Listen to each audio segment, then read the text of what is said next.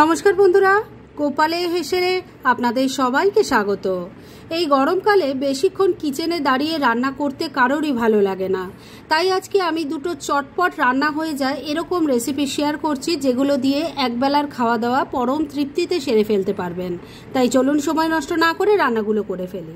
আজকে নিরামিষ দিনের উপযোগী দুটো রান্নার প্রথমেই আমি তৈরি করব মুগের ডাল।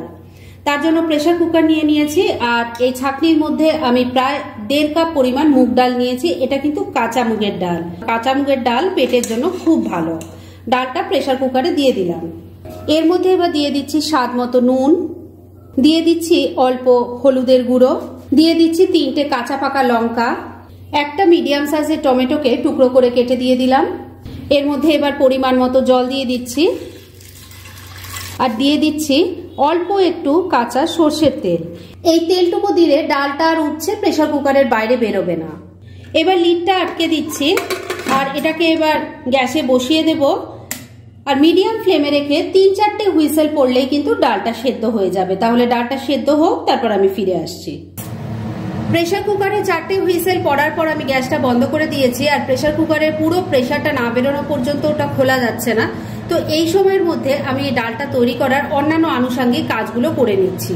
সেজন্য কড়াইয়ে সর্ষের তেল গরম করে নিয়েছি। এর মধ্যে দিয়ে দিচ্ছি অল্প গোটা জিরে, দিয়ে দিচ্ছি একটা তেজপাতা, একটা শুকনো লঙ্কা, গোটা গরম মশলা দিয়ে দিলাম। তার মধ্যে আছে 2-3টে এলাচ, 2-3টে লবঙ্গ আর একটা দারচিনি, অল্প একটু হিং দিয়ে দিচ্ছি।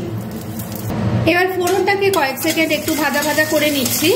ফোড়নটা একটু ভাজা ভাজা হয়ে গেছে। এবার এর মধ্যে দিয়ে দিচ্ছি একটু আলুর টুকরো। এখানে আমি একটাই আলু নিয়েছি, আলুটাকে টুকরো করে কেটে নিয়েছি। তেলের সাথে মিশিয়ে নিয়ে একটু হালকা করে ভাজা ভাজা করে নিচ্ছি। আলুর টুকরোগুলো হালকা করে ভাজা ভাজা করে নিয়েছি। এবার এর মধ্যে দিয়ে দিচ্ছি একটু নারকেল কুচি, দিয়ে দিচ্ছি অল্প নুন। নুনটা কিন্তু খুব বুঝে দেবেন, কেননা ডাল সেদ্ধ করার সময় কিন্তু কিছুটা নুন দেওয়া আছে। ভালো করে মিশিয়ে নিচ্ছি। বন্ধুরা, আপনারা আমার রেসিপি দেখার সাথে সাথে আমার ফেসবুক পেজ গোপালের হেসেল, তাতেও ভিজিট করতে পারেন। ডেসক্রিপশন বক্সে লিংক দেওয়া আছে। নুন হলুদটা ভালো করে মিশিয়ে নিয়েছি। এবার এর মধ্যে আমি এক এক করে কিছু মশলা দেব। প্রথমে দিয়ে দিচ্ছি 1 চামচ আদা বাটা, 1 চামচ দিয়ে দিলাম ধনের গুঁড়ো, অল্প একটু লঙ্কার গুঁড়ো দিয়ে দিলাম, 1 চামচ জিরের গুঁড়ো দিয়ে দিলাম, 1 চামচ চিনিও দিয়ে দিলাম। এবার সবকিছু মিশিয়ে নিয়ে মশলার সাথে আলুটাকে একটু কষিয়ে নিচ্ছি। মিনিট 2 মশলার সাথে আলু টুকরোটা ভালো করে কষিয়ে নিয়েছি।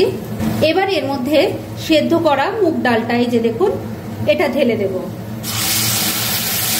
অল্প সামান্য একটু উষ্ণ গরম জল দিয়ে দিচ্ছি। ভালো করে সবকিছু মিশিয়ে নিচ্ছি। এই ডালটা খুব বেশি পাতলা হলে না খেতে অতটা ভালো লাগে না, একটু ঘন ঘন হলেই খেতে বেশি ভালো লাগে। তাই জল কিন্তু আমি খুব বেশি দেইনি। এর সাথেই দিয়ে দিচ্ছি অল্প একটু কিশমিশ, আর দিয়ে দিচ্ছি একটু কাজু। মিশিয়ে নিচ্ছি। সবকিছু খুব ভালো করে মিশিয়ে নিয়েছি। এবার ফ্লেমটাকে লো আর মিডিয়ামের মাঝামাঝি রেখে এটাকে আমি 3-4 মিনিট ফুটিয়ে নেব। মিনিট 3 ডালটা ফুটিয়ে নিয়েছি। এবার এর মধ্যে দিয়ে দিচ্ছি 1 চামচ ভাজা জিরের গুঁড়ো, আর দিয়ে দিচ্ছি অল্প একটু ঘি। ভালো করে মিশিয়ে নিচ্ছি। ঘি আর ভাজা মশলাটা ভালো করে মিশিয়ে নিয়ে মিনিট খানেক আবারও রান্নাটা করে নিয়েছি। এবার ডালটা পরিবেশনের জন্য একদম রেডি। গ্যাসটা বন্ধ করে দিলাম। তবে এক্ষুনি তো এটা পরিবেশন করতে পারবো না, কেননা এর সাথে যে ভাজাটা তৈরি করব সেটা চলুন করে নিই, তারপর দুটো একসাথে পরিবেশন করে আপনাদের দেখাচ্ছি। এবার এই স্পেশাল মুগ ডালের সাথে স্পেশাল একটা পটল ভাজা করব। এই ভাজাটার কাটাটাই কিন্তু আসল, সেটা একটুখানি খেয়াল করবেন। প্রথমেই তো এই দুদিকটা একটুখানি কেটে ফেলে দিচ্ছি। গাটা এবার ভালো করে একটু ছুরি দিয়ে ঘষে নিচ্ছি। পটলটাকে দেখুন ভালো করে ছুরি দিয়ে ঘষে নিয়েছি। এবার এই কাটাটা একটু খেয়াল করবেন। প্রথমেই এটার মাঝখান থেকে কেটে নিচ্ছি, তবে পুরোটা কাটবো না। শেষের দিকটা কিন্তু জোড়া আছে, ওপর দিকটা কেটে নিয়েছি। এবার এই দুটো পোর্শনই পাতলা পাতলা করে আমি লম্বা করে কেটে নেব, যতটা পাতলা করা যায়।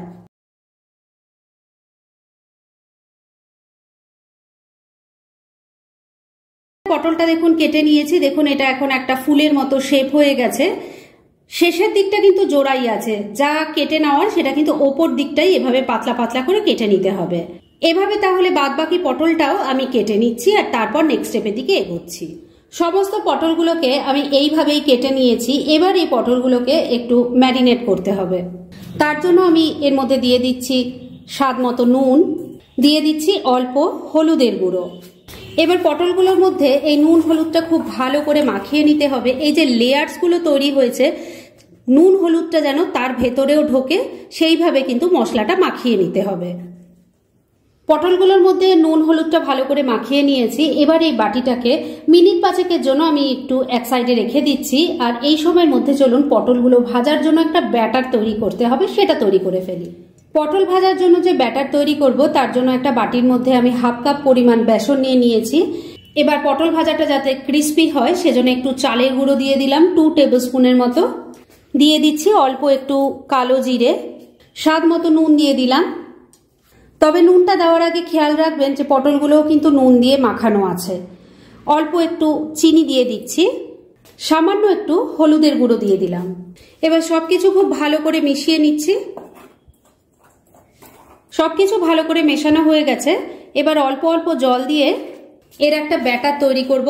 ব্যাটারটা কিন্তু খুব বেশি পাতলা হবে না, আবার খুব ঘনও হবে না। অল্প অল্প জল দিয়ে ব্যাটারটা তৈরি করে নিয়েছি। এবার এই ব্যাটারটাকে এক সাইডে রেখে দিচ্ছি আর পটলগুলো ভাজার ব্যবস্থা করে ফিরে আসছি। এবার পটলের পাকোড়াগুলো ভাজার জন্য রিফাইন অয়েল গরম করে নিয়েছি। ব্যাটারের গোলায় ডুবিয়ে পটল ছেড়ে দিচ্ছি। তেলটা প্রথমে খুব ভালো করে গরম করে নেবেন আর তারপর মিডিয়াম ফ্লেমে কিন্তু এগুলো ভাজতে হবে। 3টে পটলই ব্যাটারের মধ্যে ডুবিয়ে দিয়ে দিয়েছি তেলের মধ্যে। এগুলোকে এবার মিডিয়াম ফ্লেমে রেখে উল্টে পাল্টে ভালো করে ভেজে নিতে হবে। নিরামিষ রান্নার দিন যখন বেশি কিছু রান্না করতে এক এক দিন ভালো লাগে না, তখন কিন্তু এই দুটো পদ দিয়ে একবেলার খাওয়া খুব ভালো মতো হয়ে যাবে। ট্রাই করে দেখুন না একবার। পটলগুলো উল্টে পাল্টে ভালো করে ভেজে নিয়েছি। এবার এগুলো তেল ঝরিয়ে তুলে নেব আর ডালের সাথে একসাথে সার্ভ করে আপনাদের দেখাচ্ছি। ফ্রেন্ডস, আমার আজকের এই দুটো রান্নার রেসিপি একদম রেডি হয়ে গেছে এবং আমি সার্ভ করে দিয়েছি। গরমকালে কিন্তু একবেলার খাওয়া দাওয়া এই দুটো পদ দিয়ে শুধু সেরে ফেলা যায়। খেতে অসাধারণ হয় এবং চটপট তৈরিও হয়ে যায়। দেরি না করে পারলে এটা আজই একবার ট্রাই করে ফেলুন আর তারপর কেমন লাগলো প্লিজ কমেন্ট করে জানাবেন। এরকম ধরনের অনেক ভালো ভালো নিরামিষ রান্নার রেসিপি আপনারা গোপালের হেসেল সার্চ করলেই পেয়ে যাবেন, যার মধ্যে থেকে কিছু কিছু আমি সাজেস্টেড বক্সেও দিয়ে দেব, সেখান থেকেও আপনারা দেখে নিতে পারেন। তাই গোপালের হেসেল অবশ্যই ভিজিট করুন। আর আপনারা কেমন ধরনের রেসিপি চাইছেন সেটাও কিন্তু আমাকে জানাতে পারেন। আমি চেষ্টা করব সেই সব রেসিপিগুলো আপনাদের সাথে শেয়ার করার। আর আমার আজকের এই রেসিপি যদি আপনাদের ভালো লাগে আর ইউজফুল বলে মনে হয়, তাহলে যারা এখনো আমার চ্যানেলটাকে সাবস্ক্রাইব করেননি তারা প্লিজ সাবস্ক্রাইব করুন। তাহলে আজকের মতো এখানেই শেষ করছি। পরদিন আবার এরকমই কোনো ভালো রেসিপি নিয়ে চলে আসব। আপনারা সবাই খুব ভালো থাকুন, সুস্থ থাকুন।